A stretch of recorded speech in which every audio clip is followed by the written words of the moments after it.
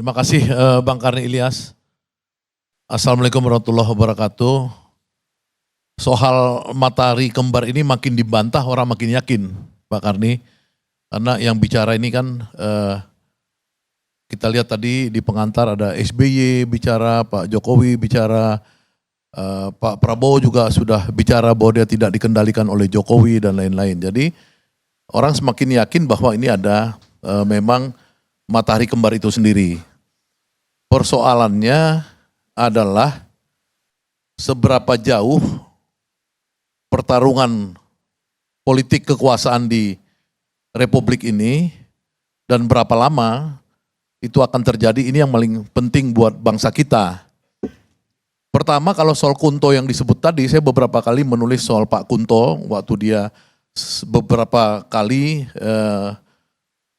melakukan pertemuan-pertemuan intensif dengan teman-teman dari Koalisi Aksi Menyelamatkan Indonesia ketika beliau Pangdam Siliwangi dan menulis di Kompas. Tapi yang tidak menulis di Kompas, sebenarnya Pak Kunto itu menyebarkan pikiran-pikirannya yang sangat revolusioner tentang proxy war dan lain-lain.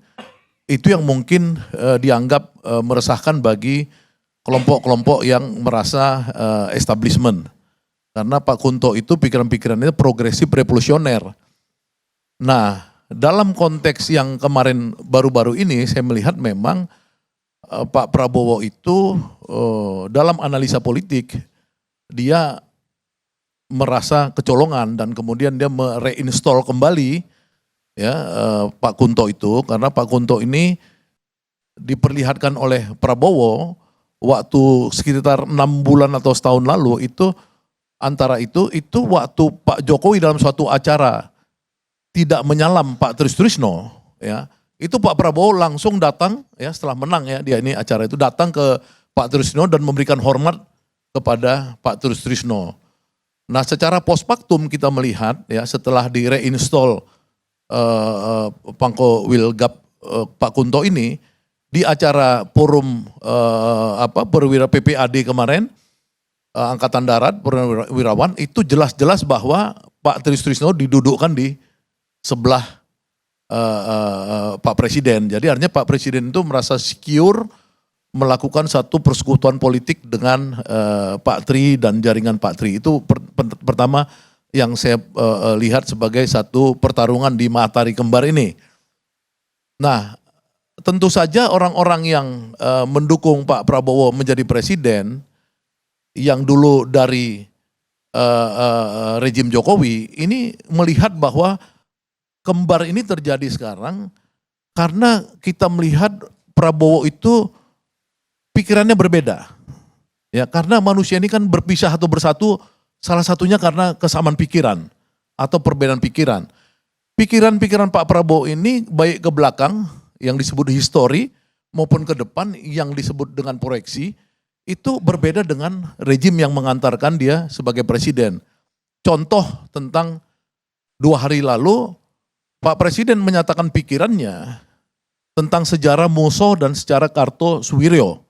Ya, dia mengatakan bahwa ada intervensi asing dalam masuknya Muso dalam pemberontakan komunis di 1948.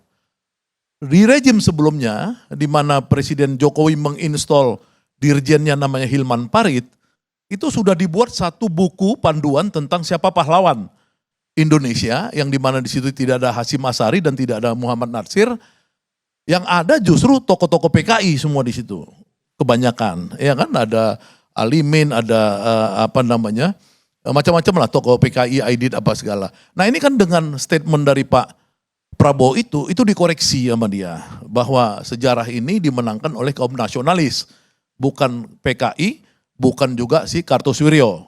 Jadi ini dimenangkan oleh kaum nasionalis. Itu adalah sejarah diterangkan oleh Pak Presiden kita. Jadi itu pikirannya udah beda yang di masa lalu. Ya, kemudian yang di masa lalu juga itu ahli sejarahnya Pak Jokowi, Hilman Parit ini mengatakan bahwa versi tentara yang selama ini melakukan perjuangan kepada Republik dalam konteks G30 SPKI itu diralat lagi oleh Pak Prabowo kemarin ketika ketemu dengan pensiunan tentara bahwa Anda inilah tentara-tentara yang menjadi guru saya, inilah pejuang-pejuang sebenarnya di Republik ini. Jadi ada ketidaksamaan pikiran, terutama kemudian yang juga ke masa depan. Pikiran-pikiran Prabowo yang progresif, revolusioner, di mana negara hadir.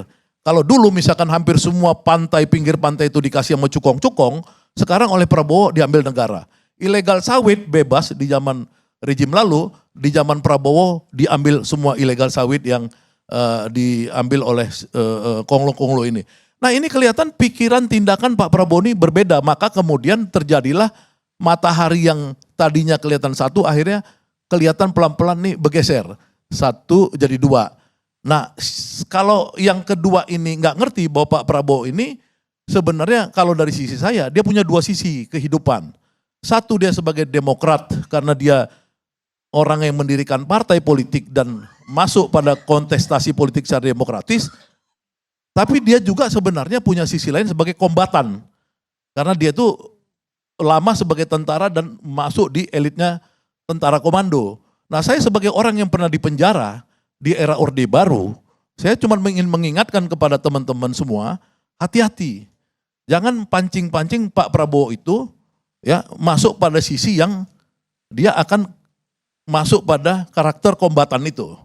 Nah ini yang saya sering nasihati teman-teman yang baru belajar politik di Indonesia ini dan baru jadi aktivis instan banyak di Indonesia ini, saya bilang hati-hati karena kalau nanti ini dipaksa-paksa terus matahari kembar, dipaksa-paksa terus berbagi kekuasaan tapi tidak untuk rakyat dan bangsa, tiba-tiba Pak Prabowo marah, ini bahaya karena dia adalah panglima tertinggi di Republik Indonesia sekaligus dia mantan Danjen Kopassus, itu bahaya. Jadi kita untuk bangsa ini ya harapan saya jangan ada lagi matahari kembar, presidensial, kasih semua kekuasaan itu kepada Pak Prabowo yang sudah berlalu, ya tahu diri ya Pak SBY dari dulu juga waktu saya ikut Pak SBY selesai, ya kita juga selesai, kita biarkan Pak Jokowi. Saya ikut Habibie dulu, Pak Habibie selesai, kita biarkan Pak Gus Dur berkuasa. Itu tradisi itu harus terjadi, nggak boleh lagi ada menteri-menteri datang ke Solo ngaku ini bos saya, ada kemudian orang ngaku bos saya, udahlah, ini enough is enough. Itu mungkin dari saya Pak Karni. Ya bagus sekali uraiannya, apalagi tentang sejarah. Tapi kalau yang terakhir tadi bahwa menteri-menteri pada datang, sehingga terkesan matahari kembar itu nyata jadinya. Tapi dari Pak Jokowi sendiri, kok ada sespimti polisi-polisi yang ikut sespimti diundang ke rumahnya di Solo.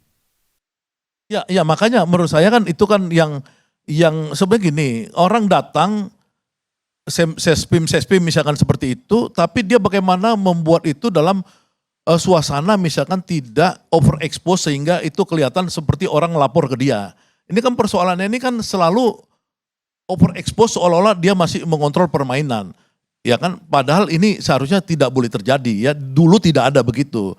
Ya ini aja sebenarnya harapannya, ya enough is enough, ada bahasa Inggrisnya begitu. Jangan sampai ya mancing-mancing Pak Prabowo kembali jiwa kombatan dia yang keluar. Kalau kembali keluar ya saya kasih tahu aja teman-teman yang belum pernah di penjara Orde Baru. Saya di penjara 2 kali sama Orde Baru. Masuknya itu di sel tentara gitu loh, hati-hati gitu. Terima kasih.